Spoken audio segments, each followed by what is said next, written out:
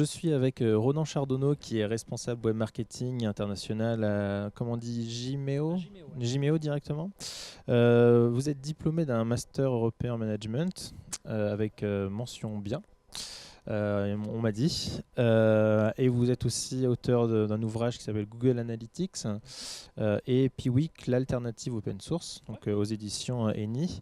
Vous, exactement ça. vous êtes intervenu là sur une conférence qui s'appelle Vous ne verrez plus l'analytics de la même manière. Est-ce que vous pouvez d'abord compléter peut-être un petit peu votre bio et me dire en quoi votre métier est une passion?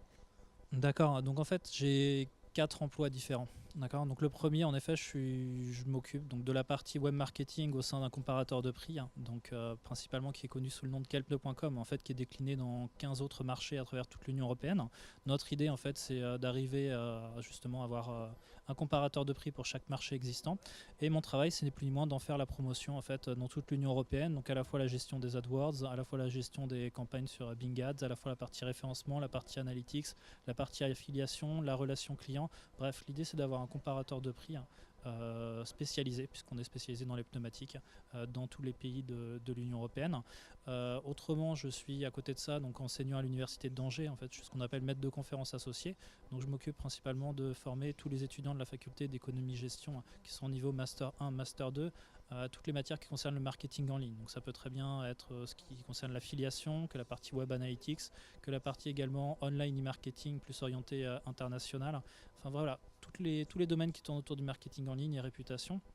À côté de ça, donc, comme tu l'as indiqué, je suis auteur de plusieurs livres, dont Google Analytics, en fait, dont j'ai déjà écrit 2 éditions et qui est également disponible en espagnol. Donc en fait, il y a carrément 5 livres qui se baladent un petit peu partout. Et actuellement, je suis sur la rédaction d'un livre justement sur Google Tag Manager. À côté de ça, en fait, mon 4e emploi, c'est voilà, c'est pour moi. Donc je suis auto-entrepreneur depuis maintenant plus de 2 ans.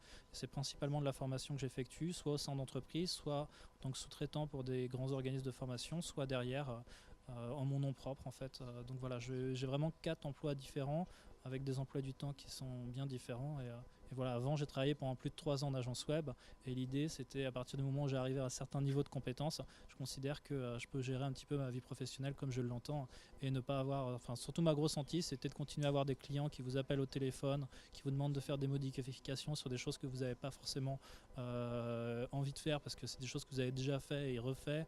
Le client est trop exigeant, bref, avoir quelqu'un au bout du fil et qui vous gueule dessus, c'était pas mon truc quoi. Donc moi je voulais pouvoir sélectionner les clients et puis me faire plaisir, et notamment enseigner en fait toutes ces nouvelles matières, hein, l'utilisation des nouvelles technologies à des profils qui viennent du marketing et qui n'ont pas été formés jusqu'à présent en fait à tout ce qui est community management, tout ce qui est AdWords, tout ce qui est bref, toutes les technos qui existent aujourd'hui pour faire du marketing en ligne. D'accord. Et est-ce que vous pouvez résumer en 5 points, ou enfin c'est peut-être un peu beaucoup, mais au moins 3 points, votre intervention, vraiment si vous voulez le résumer en 5 points, ce serait quoi? En 5 points, donc l'intervention que j'ai effectuée était sur une technologie qui s'appelait Google Tag Manager. Un Google Tag Manager, c'est quoi? C'est un nouveau service. Quand je dis nouveau, bon allez, on va dire ça un tout petit peu plus d'1 an. Mais après, il y a le problème, il faut que ça tombe vraiment dans le domaine public et qu'on commence à avoir des personnes qui vont en parler pour vraiment que ce soit démocratisé. Donc on va quand même parler d'un nouveau service, puisqu'aujourd'hui c'est la première fois que je vois une conférence en tout cas qui en parle. L'idée de cet outil-là, c'est quoi? C'est de permettre une meilleure collecte des données, une meilleure organisation au niveau de ce qu'on appelle les codes de suivi. Donc les codes de suivi, c'est quoi? C'est toutes les différentes solutions que vous avez utilisées à un moment donné pour calculer votre retour sur investissement, pour mettre en place des solutions publicitaires telles que ce qu'on appelle le remarketing, ou qu'on appelle par exemple des solutions de web analytics classiques de type Google Analytics, ou même des chats online quand vous êtes sur un site e-commerce, vous avez une petite pop-up qui arrive et qui vous dit coucou, comment je peux vous aider? Ben voilà, ça c'est géré avec des solutions de tag, et en gros vous utilisez ce qu'on appelle un conteneur. Et dans le conteneur, justement, vous pouvez décider quand est-ce que l'ensemble de ces codes des suivis vont être exécutés. Et la raison principale pourquoi j'ai insisté pour qu'on donne cette conférence, c'est qu'aujourd'hui, cet outil-là est complètement révolutionnaire et permet en fait à des personnes qui sont du secteur du marketing d'arriver à faire des actions qui sont très techniques, sans mettre les mains dans le code.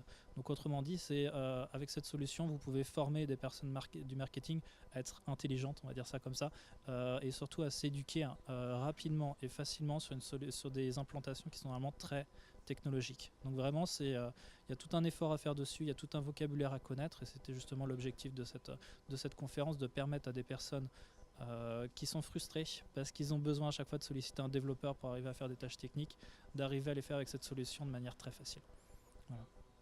D'accord. Le Webcam Day accueille beaucoup de monde, il y a beaucoup de participants généralement qui viennent. À votre avis, qu'est-ce que les participants attendent des réponses qu'est-ce qu'ils attendent vraiment les participants à votre avis quand ils viennent au Webcam Day? En fait, il y a plusieurs besoins qui sont à identifier, hein. Déjà, il faut savoir que c'est la deuxième édition qu'on réalise en fait de cet événement-là. Donc déjà, il y a ce qu'on va appeler les fidèles, c'est-à-dire des personnes qui sont venues à l'année dernière, qui ont beaucoup aimé l'événement, ou du moins qui viennent justement suivre les nouvelles conférences ou voir l'évolution de certains conférenciers, ou même retrouver des amis. Il faut savoir que c'est des événements qui sont extrêmement conviviaux, que principalement le recrutement se fait via Twitter, c'est-à-dire que voilà, il suffit qu'il y ait une personne dans le réseau qui dise ni plus ni moins, il y a un Webcam Day qui va se faire, ou il y a un SOCom Day qui va arriver, tout le monde suit, il y a un effet boule de neige assez hallucinant, et en l'espace de quelques semaines on fait déjà complet, quoi. Donc en gros c'est un petit peu ça l'idée, donc vraiment les personnes viennent, le réseau, deux, parce que c'est des fidèles de l'assaut, des sympathisants, ou même qui justement ont l'habitude de venir à la maison des projets. Numéro 3, je dirais que c'est des personnes qui viennent également pour développer leurs connaissances. Donc l'idée de ces conférences à chaque fois, c'est pas de rééditer les mêmes conférences qu'il y a pu y avoir par le passé. C'est d'arriver à analyser en amont quels peuvent être potentiellement les besoins des personnes qui travaillent dans le marketing en ligne, de manière à avoir une conférence qui correspond à ce qu'ils veulent. Également la possibilité de pouvoir rencontrer des personnes qui sont peut-être pas forcément accessibles, ou du moins qui n'ont pas eu l'occasion de voir par le passé, soit des auteurs de livres, soit parce qu'ils travaillent dans telle ou telle entreprise. Donc vraiment il y a tout aussi un esprit de réseautage autour de ça. Donc voilà, les gens viennent peut-être pas forcément que pour les conférences, mais aussi pour pouvoir aller récupérer des cartes de visite. Et quand on dit carte de visite, là il faut bien penser, c'est pas en termes justement recherche d'emploi ou autre, ou en termes de business, hein. Ici généralement ces événements-là, à l'instar de tous les événements commerciaux qu'on retrouve beaucoup, hein, c'est que ici c'est des conférences qui sont intelligentes pour enseigner donc des connaissances, mais surtout, hein, c'est les personnes qui viennent, ce sont avant tout des salariés, des exécutants, des personnes qui ont effectué des choses, des actions, et qui ont besoin d'avoir plus de connaissances par rapport à du coup ce qu'enseigne soit la littérature, soit ce qu'ils ont l'occasion de découvrir en entreprise. Donc en fait, il y a vraiment une notion d'apprentissage qu'on trouve rarement ailleurs, surtout sur un événement comme celui-ci qui est gratuit, quoi. Voilà. Et donc le web va quand même très très vite. Et à votre avis, pour un prochain Webcam Day, quels seront les thèmes principaux qui pourront être abordés? En fait, si on réagissait comme ça, du coup, on serait toujours avec des conférences qui sont obsolètes.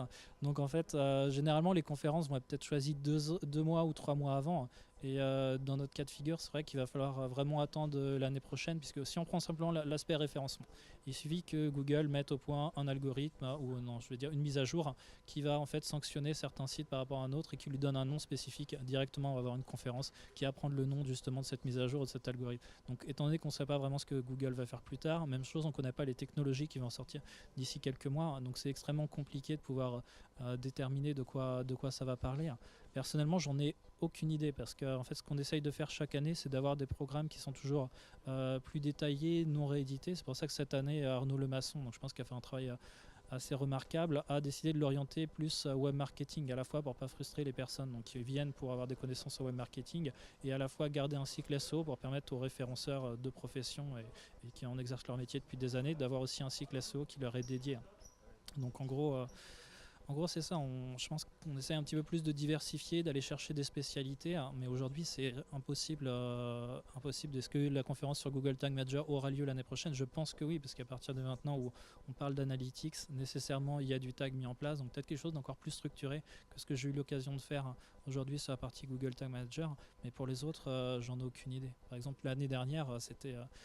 un des points qui était toujours les plus demandés, c'était la partie localisation. Aujourd'hui, faire une conférence sur le référencement sur la localisation, on se dit toujours, bah oui, mais on a déjà fait l'année dernière, on a déjà des supports qui traînent sur le net, ou alors c'est justement has-been, et voilà, on se retrouve plus à chaque fois sur des conférences de type mise à jour, nouvelles techniques, etc. Donc c'est compliqué de prévoir ce qui va être l'année prochaine. D'accord. Ronan Chardodo, merci beaucoup et puis bonne continuation.